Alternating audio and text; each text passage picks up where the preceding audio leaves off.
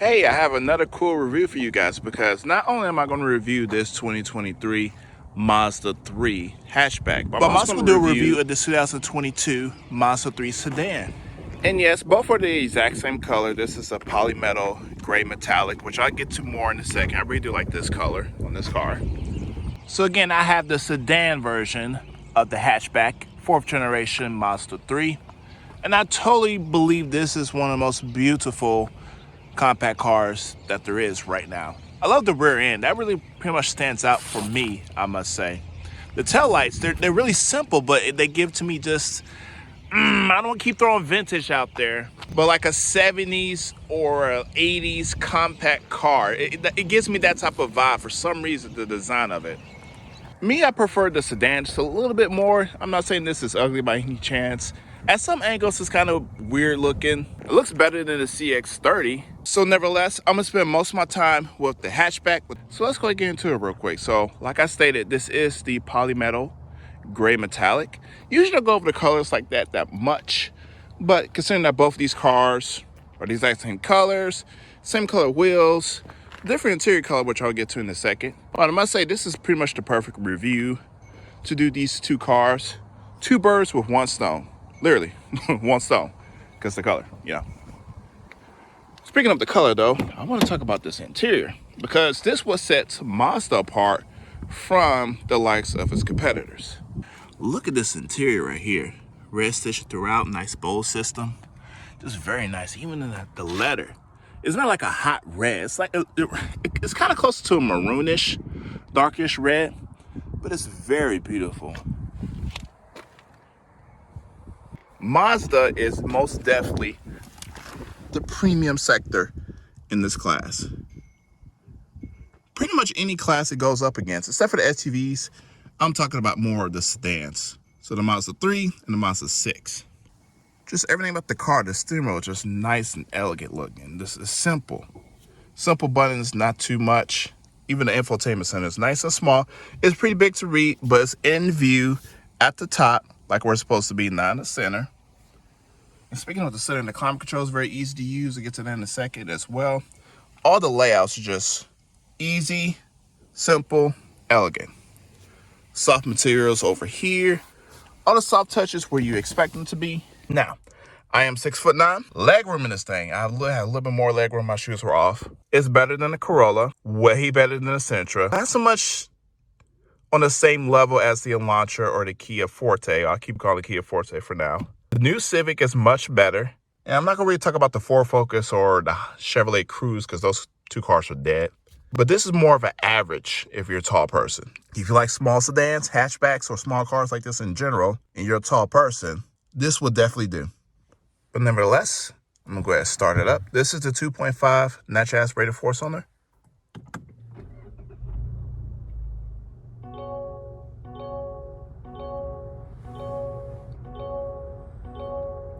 So you see that warning sign right there? We're just going to sit here and ignore it. It's going to be up there all day. There's no way for me to clear it right now, so I'm just going to leave it just like that.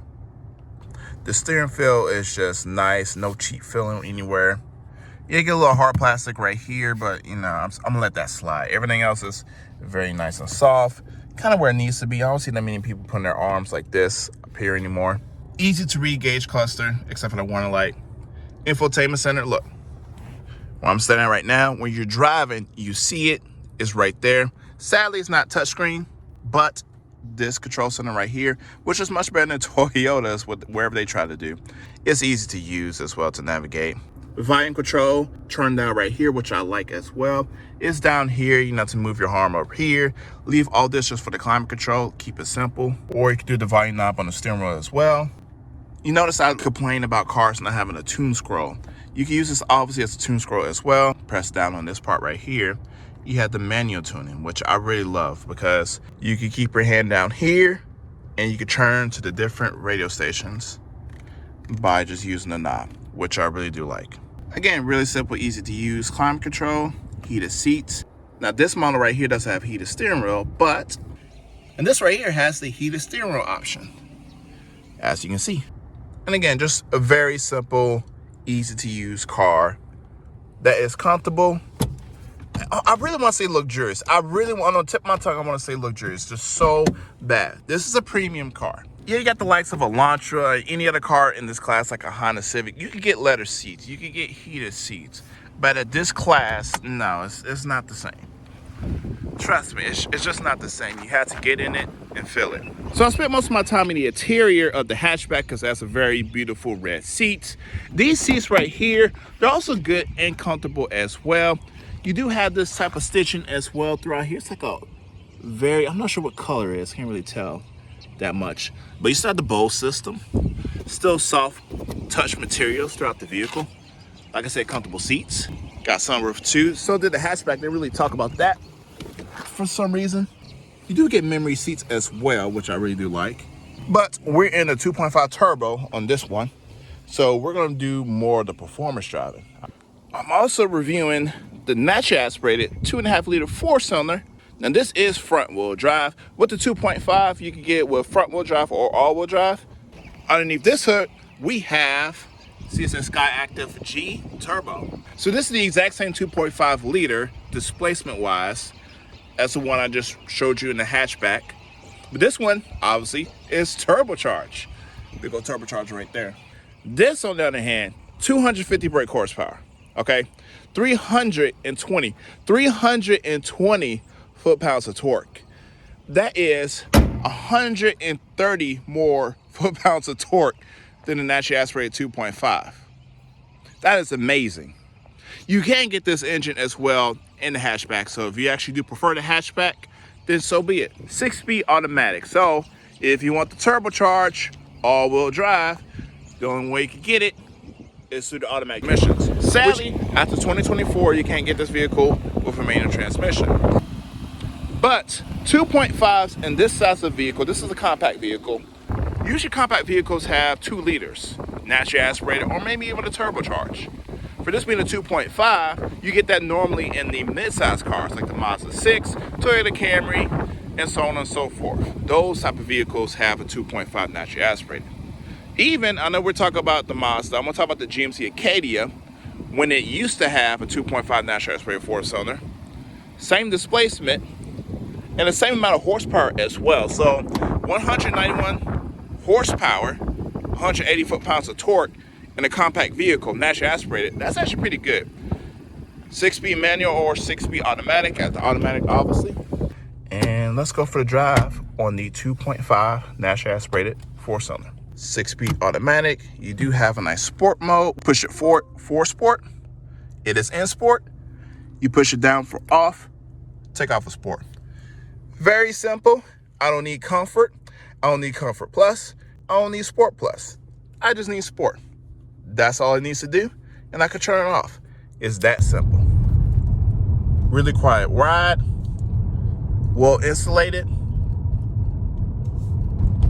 Absorbs up the bumps pretty good. Steering feel. It actually has proper steering feel. Doesn't feel too light. It could be very cheap. The feel of the steering wheel is good, but the weight it gives out is actually pretty good as well. I really do like it. Easy to do U-turns in this thing.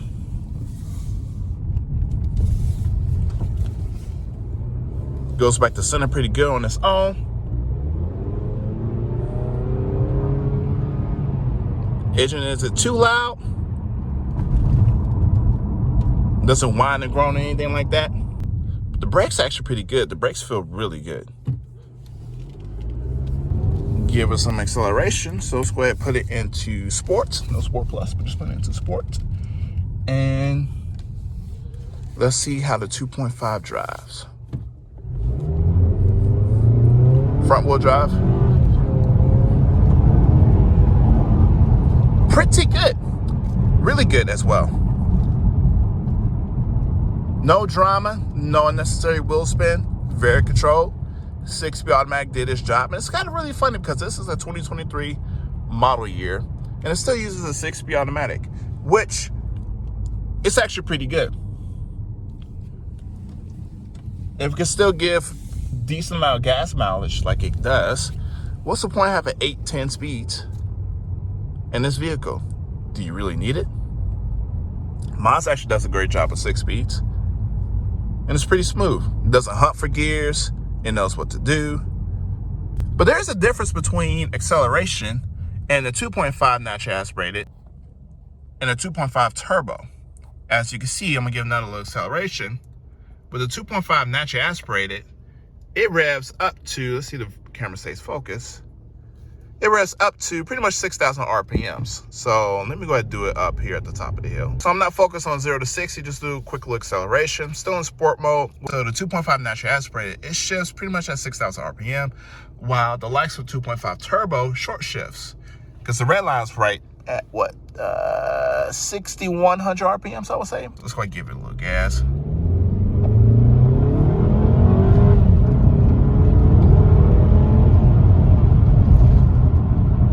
So that was first gear. It went all the way up to 6 grand. I don't want to go full out on this road yet, but I will when I get on a proper straight road, and we'll see. So second gear went floored, back to first. Rest is 6 grand. Right at 6 grand. 6,100 RPM. Acceleration is pretty good. The engine is not loud and screaming. This is a 2.5. I know this is a compact car. I'm not comparing it to a Camry, which is the midsize, or the Toyota RAV4, which I just reviewed as well. But just talk about the displacement. It doesn't scream or isn't loud like the Toyota's 2.5 naturally aspirated. The non-hybrid, I must note. So I do prefer the engine in the Mazda versus the likes of the Camry or the RAV4. When you're doing highway speeds, yes, the engine is spinning pretty high. I'm at 3,000 RPMs, about 3,000 RPMs, going around like typical 80 miles an hour, such. But I don't hear the engine working hard. It's really quiet, well insulated in this vehicle. This is a 2.5 naturally aspirated 4-cylinder, the hatchback one. And I must say, it's really, really smooth and quiet. So not just because the interior looks good, feels good, but it actually lives up to it pretty well, and I really do like it. So, since we are in the 2.5 turbo, I'm going to talk more about the performance in this vehicle, and do you really need it? So we're going to start it up.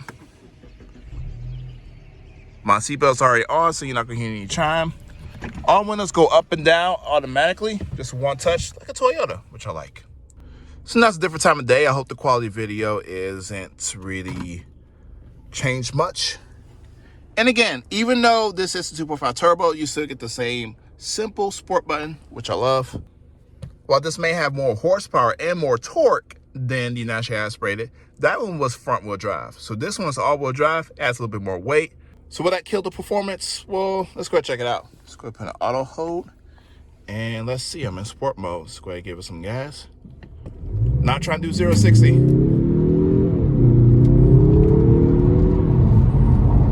It definitely pulls. It definitely pulls. Again, just like how I noticed in my 2.5 naturally aspirated hatchback, this one actually short shifts. And it is much louder. The turbo is right between the engine and the cabin. But I hope it doesn't. It sounds like it's amplified through the speakers, and I hope it isn't, though. But let's just see. So let's go ahead and just show you guys the tachometer real quick. And let's go ahead and do a quick little acceleration again. Notice it doesn't rev all the way out to 6,100 RPM, so it's short shift. So let's go ahead and give some gas.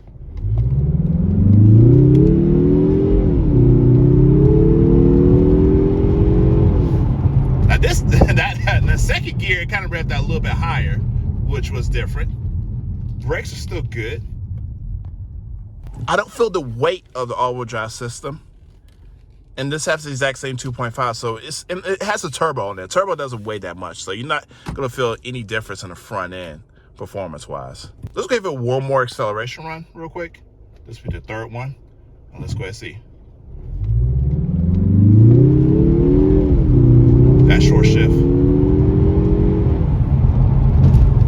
Yeah, it definitely revs out a little bit, but it does short shift. But it's still a good performer. 320 foot-pounds of torque in a compact vehicle, that's nothing to laugh at. Now this is all-wheel drive. You don't hear too much about Mazda's all-wheel drive system. It's not like a Subaru or anything like that, but all-wheel drive is all-wheel drive. So if you need it, it's definitely there. And for the size of a compact, if you don't want an SUV, that's actually pretty good. I don't feel that the ride is compromised by any means in this all-wheel drive system. Drives just like the hatchback. Visibility is much better in the likes of the hatchback. So not just 0 to 60 or 0 to whatever, about mid-range acceleration, not in sport.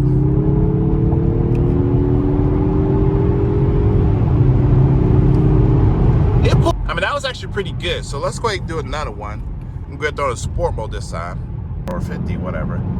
Floor it.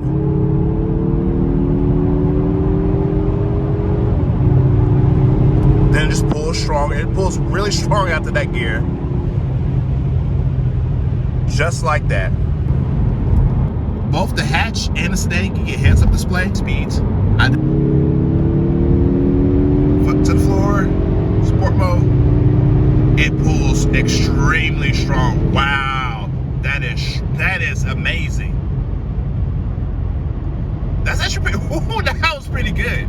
Looking back at the speed, that's actually pretty good.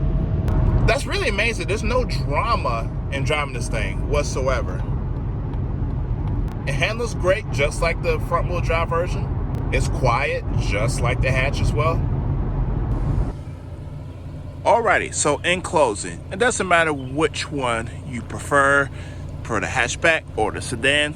They're both actually great vehicles to own and to drive as well. If you want turbocharged 2.5 or naturally aspirated 2.5. These two Mazda 3s are just fantastic compact vehicles to own. Get one brand new, get one used, whichever you want. This 4th generation is where it's at, honestly. But the sad thing, I forgot to mention earlier in the video, the main reason why I can't call this a luxury vehicle is because it doesn't have any rear seat vents, which is not luxurious at all. Come on, Mazda. But once again, this 4th generation Mazda 3 is really fantastic. You really need to drive it, see for yourself, see what I'm on about. But again, let me know which one you prefer. Do you prefer the hatchback or the sedan? Do you need the 2.5 turbo or naturally aspirated 2.5 in a compact car? Is it good enough? Let me know what you guys think in the comments below. I had a really great time filming this video. Which powertrain would you get? Which body style would you get? What color would you get? Just let me know everything. Once again, thank you guys so much for watching this video, and I'll see you guys next time.